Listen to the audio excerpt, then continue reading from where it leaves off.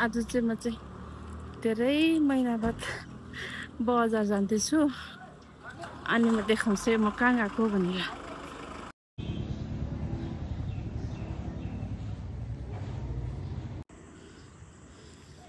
यो चाहिँ हाम्रोमा न्यू खोलेको मल जुडियो। आज चाहिँ म पनि जुडियोमा के पाउँदो रहेछ भनेर हेर्नु आएको। जुडियोको कलेक्सन्सहरू पनि राम्रो राम्रो आएको रहेछ हो।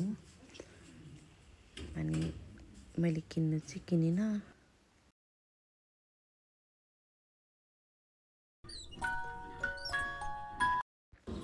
यो चाहिँ हाम्रो नाम्चीको मल रोड भन्दा पनि हुने रहेछ। अब चाहिँ सो प्रिटी, कस्तो दामी देख्दो रहेछ कि राति चाहिँ।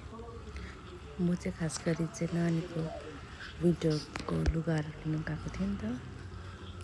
अनि एक दुईवटा लिएर आएँ। अन्त लास्टमा चाहिँ म केएफसीमा पुगेँ। अन्त केएफसीमा गएर मजाको लाग्यो कि यहाँ नाम्चीमा चाहिँ म फर्स्ट टाइम गएको होइन।